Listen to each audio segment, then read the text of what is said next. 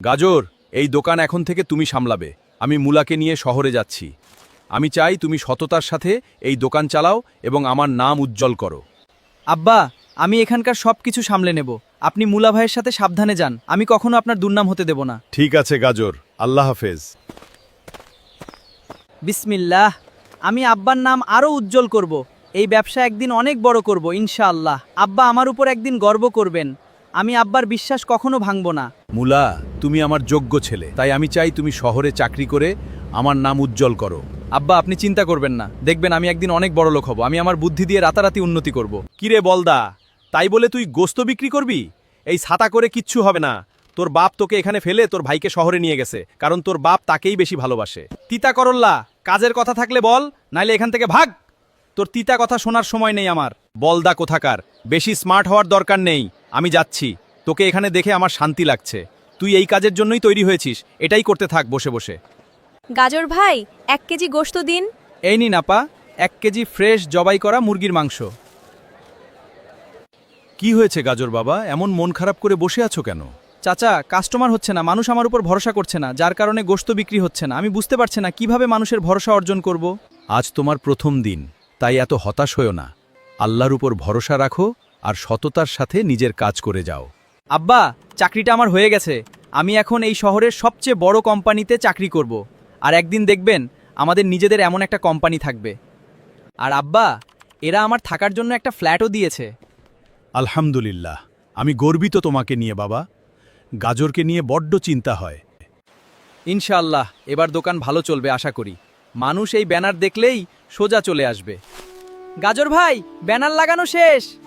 গাজর ভাই, সত্যিই কি মাংস 150 টাকা কেজি? একদম ভেন্ডি আপা, 150 টাকা কেজি। তাহলে আমাকে 2 কেজি দিন। গাজর ভাই, 3 কেজি দিন। এই নিন টাটকা মুরগির গোশত। গাজর ভাই 5 কেজি দিন। এই নিন আপা, একদম ফ্রেশ মাংস। মাশাআল্লাহ, আজ তো সব মাংস বিক্রি হয়ে গেছে। আলহামদুলিল্লাহ, ভালোই লাভ হয়েছে। অল্প হলেও হালাল উপার্জন। এভাবেই আস্তে আস্তে ব্যবসা বড় করব। হ্যালো গাজর, কেমন আছো? ব্যবসা ঠিকঠাক চলছে তো? কারো কোনো অভিযোগ যেন না আসে। আর হ্যাঁ, মুলার খুব ভালো জায়গায় চাকরি হয়েছে, কোম্পানি ফ্ল্যাটও দিয়েছে। বলেছিলাম না আমার ছেলে খুব যোগ্য। আমি ভালো আছি আব্বা, ব্যবসাও ভালো চলছে। আল্লাহ মুলা ভাইকে আরও সফলতা দান করুন, আমিন। আপনি নিজের খেয়াল রাখবেন আব্বা, আল্লাহ হাফেজ। কেমন আছেন পেঁয়াজ ভাই? আমাকে কিছু দেশি মুরগি দিন তো। আমি জবাই করে রেডি করে দেই ভাই। না না, আমি নিজেই করে নিব, যাতে একদম টাটকা থাকে। শুনলাম খুব সস্তায় মাংস বেচছিস। তোকে বেশি লাভের একটা বুদ্ধি দিই।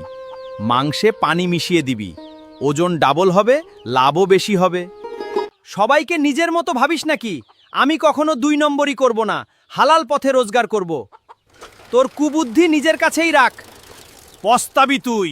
এত কম বেতন, এতে আমার কিভাবে চলবে? আমার কথা শোনো মুলা, আমার সাথে হাত মেলাও, দুজন মিলে প্রচুর টাকা কামাবো। শুধু বস বেগুনের থেকে সাবধানে থাকতে হবে। ঠিক বলেছেন ভাই, ভাবেই কিছু একটা করতে হবে। মুলা ভাইয়ের মতো তুমিও একটু বুদ্ধি খাটাবে।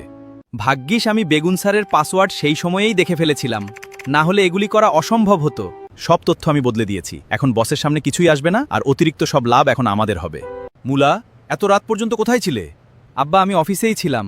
আজ অনেক বেশি কাজ ছিল, তাই ওখানে কাজ করছিলাম। আপনি চিন্তা করবেন না, ঘুমিয়ে পড়ুন। যখন গাজর রাতে মাংস রেডি করে ঘুমিয়ে পড়বে, আমরা চুপি সারে ওর মাংসের মধ্যে পচা পচা মাংস মিশিয়ে দেব।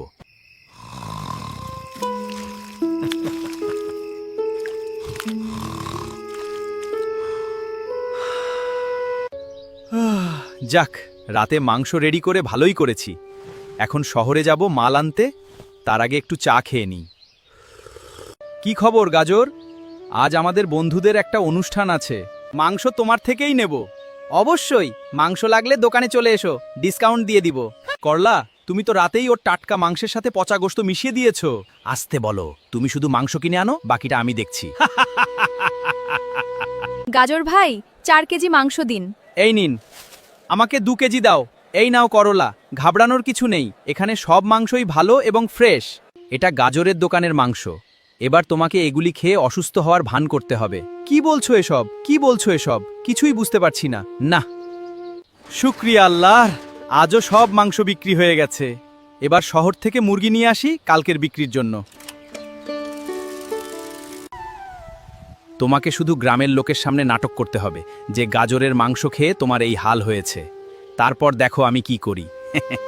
কাল রাতে কাজের কাজ হয়ে গেছে, সব সেটিং একদম সাকসেসফুল। বসের কোনো ধারণাই নেই আমরা কি কি করেছি, সব টাকা এখন আমাদের। নতুন গাড়িতে ঘোরার মজাই আলাদা। বেতনের টাকা দিয়ে সারা জীবনেও কিনতে পারতাম না এটা। আব্বা তো ভাববে আমি গাজরের চেয়েও বেশি কষ্ট করে এই টাকা কামিয়েছি। গাজর, তুমি পচা গোশত দিয়ে আমাদের ঠকিয়েছো। তুমি আমাদের বিশ্বাস ভেঙেছো। এসব কি বলছেন? আমি কিছুই করিনি, আমি সব সময় সৎ থেকেছি। ওহ, ব্যথায় মরে গেলাম। ওর পচা মাংস খেয়ে আমার এই অবস্থা। ওহ, আর পারছি না। তোকে আমি জেলে পাঠাবো গাজর। থামো সবাই। গাজর, তোমাকে একদিন সময় দিলাম সত্যিটা প্রমাণ করার। ধন্যবাদ চাচা, যে আমার বিরুদ্ধে এই ষড়যন্ত্র করেছে তাকে আমি কোনোভাবেই ছাড়বো না। আচ্ছা, আমার মাংসে পচা মাংস কে মেশাতে পারে? এমন কে আছে যে আমার ব্যবসা নষ্ট করতে চায়? আমার আবার এত শত্রুতা কার সাথে? লাউ আর করল্লা তো আমার থেকে কখনো মাংস কেনে না, হঠাৎ কাল কেন নিল? করলাও তো মাংস খেয়েছিল, কিন্তু শুধু লাউয়ের শরীর খারাপ হলো। আজই আমি সব সত্যি বের করব। গাজর, কি ব্যাপার? তুই এত রেগে আছিস কেন? বাদ দে তোর নাটক, আমার সাথে ভেতরে চল, তোর খবর আছে। আব্বা দেখুন, নিজের টাকায় নতুন গাড়ি কিনেছি। মাশাআল্লাহ, আরো বড় হ বাবা। কিন্তু আব্বা, গাজর তো এলাকায় আপনার মান সম্মান সব শেষ করে দিল। বলো কি? কে বলল তোমাকে এসব? আব্বা, করলা ফোন করে বলল গাজর নাকি পচা মাংস বেচতে গিয়ে ধরা পড়েছে, ওকে তো গ্রামবাসী জেলে পাঠাবে। তোর শরীর এত তাড়াতাড়ি ঠিক হয়ে গেল কিভাবে? আমার শরীর খুব খারাপ গাজর, পেটে অনেক ব্যথা, আমাকে ছেড়ে দে। অ্যাক্টিং বন্ধ কর, আমি জানি এটা তোর আর করলার কাজ। চলো গ্রামে গিয়ে দেখি কি করা যায়। আমি যাব না আব্বা, আমার অনেক কাজ, এসব নোংরা ঝামেলায় আমি জড়াতে চাই না। ঠিক আছে, আমি একাই যাচ্ছি। আমি গ্রামবাসীদের সব সত্যি জানিয়ে দেব, করল্লা বেঁচে যাবে, কিন্তু তুই তো ফাঁসবি। ভালো চাস তো সত্যি বল, না হলে জেলে যাওয়ার জন্য তৈরি হ। না, আমাকে জেলে দিস না ভাই, আমি সব বলছি। আচ্ছা, আমার বন্ধু লাউ কোথায় গেল? সকাল থেকে খুঁজছি, কোথাও তো দেখছি না। কোনো ঝামেলা হলো না তো? আমি তোর কোনো ক্ষতি চাইনি গাজর, সব করলার প্ল্যান ছিল। ও বলেছিল তোর টাটকা মাংসে পচা মাংস মিশিয়ে তোকে জেলে পাঠাবে। আমাকে মাফ করে দে ভাই। মাফ আমি করতে পারি, কিন্তু এই সত্যিটা তোকে পুরো গ্রামের মানুষের সামনে বলতে হবে, তবেই আমি তোকে ছাড়ব। না হলে তোকে মাংস বানিয়ে বিক্রি করব। আর কোনো চালাকি নয়, আজ তোকে সব সত্যি বলতে হবে। আমাকে যা যা বলেছিস গ্রামের সবার সামনে ঠিক তাই বলবি, না হলে তোর কপালে অনেক কষ্ট আছে। গ্রামবাসী, এই দেখুন, আমি সব প্রমাণ নিয়ে এসেছি যে আমার মাংসে পচা মাংস মিশিয়েছিল সে হলো এই লাউ। এবার বলো লাউ, গ্রামে সবাইকে সব সত্যি বল, কার কথায় তুই আমার সর্বনাশ করেছিস বল। আমি আর করল্লা মিলে গাজরের মাংসে পচা মাংস মিশিয়েছিলাম, গাজরের ওপর হিংসে করে ওর ব্যবসা নষ্ট করতে। করলা আমাকে এসব করতে কুবুদ্ধি দিয়েছিল, এটা পুরোটাই করল্লার মাস্টার প্ল্যান ছিল। আপনারা আমাকে মাফ করে দিন প্লিজ। কি হচ্ছে এখানে? এখানে তোর আসল রূপ সবার সামনে প্রকাশ হচ্ছে। লাউ সব সত্যি বলে দিয়েছে, এবার আমি তোকে কিছুতেই ছাড়বো না রে শয়তান। গাজর একদম নির্দোষ, আমরা ওকে ভুল বুঝেছিলাম, আমাদের মাফ করে দাও গাজর। আর করলাও এই কাজের অবশ্যই শাস্তি পাবে। ওরা গাজরের সাথে নয়, পুরো গ্রামের সাথে বেইমানি করেছে। চল, তোদের দুজনকেই জেলের হাওয়া খাওয়াই। নিজের গ্রামের মানুষের সাথে কেউ এভাবে বেইমানি করে? তুমি কেমন সেক্রেটারি? আমি বাইরে থেকে জানতে পারছি আমাদের কোম্পানিতেই গাদ্দার ঢুকেছে, ডেটা পর্যন্ত পাল্টে দিয়েছে। জলদি সিসিটিভি ফুটেজ বের করো আর দেখো কে এই কাজ করেছে। গাজর, এসব আমি কি শুনছি? ভাই, ওইসব মিথ্যা ছিল। করলা আর লাউ প্ল্যান করেছিল, গাজর কোনো ভুল করেনি, বরং ও নিজের চেষ্টায় আমাদের নাম, গ্রামের নাম উজ্জ্বল করেছে। সাবাস গাজর বাবা, তুমি আমার মাথা গর্বে উঁচু করে দিয়েছো। অনেক অনেক ধন্যবাদ তোমাকে। স্যার এই দেখুন, এগুলি অন্য কেউ নয়, মুলা আর শশা করেছে। সকল দুর্নীতির মূলে তারা। যাও, এখনই পুলিশ ডাকো, এদের দুজনকে আমি 14 শিকের ভাত খাওয়াবো। আব্বা, কি হয়েছে? আপনি এত দুঃখিত কেন? গাজর, আমি একটি ফোন কল পেয়েছি, তোমার ভাই মোল্লাকে পুলিশ গ্রেপ্তার করেছে। সে অফিসের অ্যাকাউন্ট থেকে টাকা চুরির সাথে জড়িত।